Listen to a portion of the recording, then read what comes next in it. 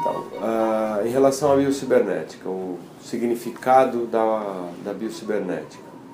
É melhor eu falar primeiro a questão da onde surgiu, né? Que é um orgulho muito grande para a gente saber que esse trabalho que estuda o ser humano tão profundamente surgiu aqui no Brasil. Foram dois seres humanos maravilhosos do interior de São Paulo, de Araçatuba. O nome deles é Dr. Mário Baldani e Dr. Denizar Lopes de Figueiredo, já falecidos os dois, que mais ou menos na década de 60 chegaram a definir um trabalho que batizaram do nome de biocibernética bucal. Ambos eles são dentistas, o Dr. Mário e o Dr. Denizar são dentistas, foram dentistas, mas além de dentistas eram seres humanos que tinham um interesse muito grande pelo ser humano, pelas questões humanas, pelo desenvolvimento humano, pela problemática humana, enfim. Eram pessoas que tinham bastante interesse no sentido de poder estudar o ser humano no mais amplo conceito possível. E como dentistas, eles atuavam como dentistas e eles começaram a perceber, dentro dessa visão mais ampla do ser humano, que existiam relações muito grandes, muito próximas do que acontecia na cavidade bucal, na boca, nos dentes e na boca, com a postura daquele paciente. Postura física, postura comportamental, postura emocional, enfim, com o maior sentido que a gente possa dar à palavra postura.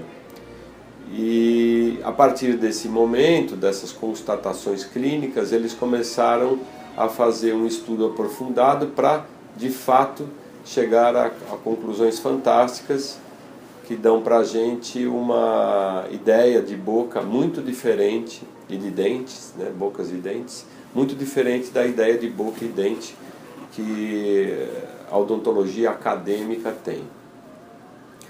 A odontologia acadêmica, a odontologia que eu me formei, que qualquer dentista faz, a faculdade de odontologia, ela traz uma visão de boca limitada à questão da mastigação, da trituração alimentar, da mastigação e da estética.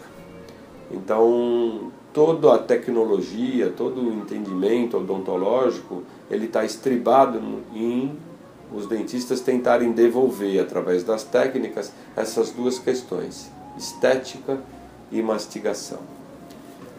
É bom a gente ressaltar que assim, a odontologia, não sei para quem não sabe, a odontologia é uma ciência muito recente. É uma ciência que existe na humanidade há 100 e poucos anos como ciência. Então, isso aconteceu tal a complexidade do entendimento da boca. Então, a medicina é milenar, se estuda o corpo humano há milênios, ela era praticada na antiguidade pelos sacerdotes, e a odontologia surgiu de 100 e poucos anos para cá. Por quê? Porque é complicado entender a boca dentro desse contexto todo, tanto que os médicos eles não entendem absolutamente nada de boca, e criou-se então uma universidade para estudar a boca. Só que essa universidade foi criada, estribada nesses conceitos que eu acabei de falar sobre estética e mastigação. O Dr. Mário e o Dr. Denizar, eles deram um salto enorme nessa compreensão. Então é óbvio, não dá para negar que a boca serve para comer e a boca serve para sorrir. As duas são duas características importantíssimas.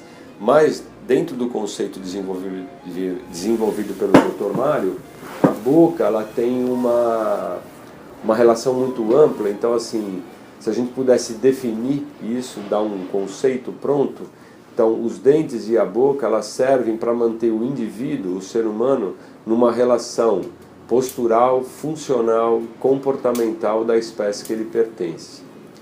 Eu vou dar alguns dados para a gente poder entender isso, e depois no final eu explico inclusive o nome, o porquê que batizaram esse trabalho, essa filosofia de entendimento do ser humano de biocibernética. Então, assim, quando nós nascemos, a nossa boca é a única estrutura que não está pronta. Então, quando o ser humano vem a esse mundo, ele vem com toda a estrutura física pronta, nada a partir do nascimento muda, apenas aumenta de tamanho. Então, nós somos exatamente como somos quando nascemos.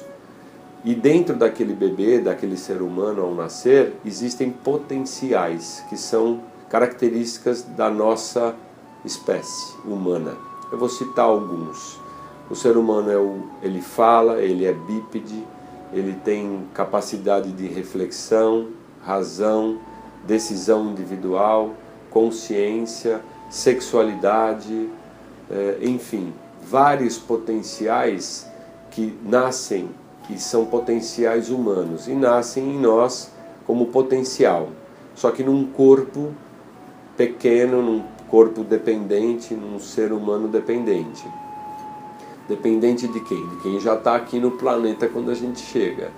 E esses potenciais eles vão ser desdobrados ao longo do nosso processo evolutivo, ao longo da nossa vida.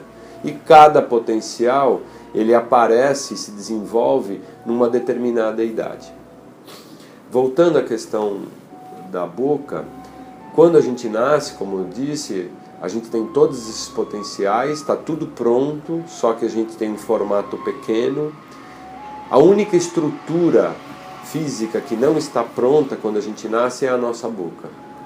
A gente já tem dentro de nós todo o potencial e a gente também tem dentro de nós todos os nossos dentes, mas eles não estão manifestados.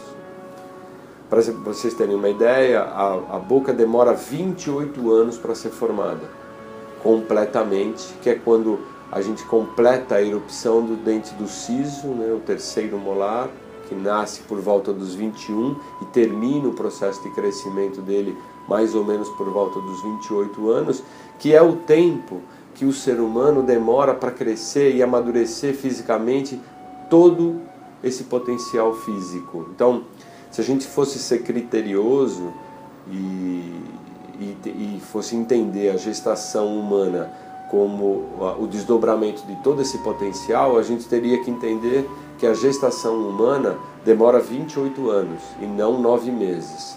9 meses é a gestação intrauterina. Depois que ele sai e vem para esse mundo, ele demora mais 28 anos extrauterinamente para desenvolver totalmente o corpo e estar totalmente apto a ter todo o processo de desenvolvimento desses potenciais.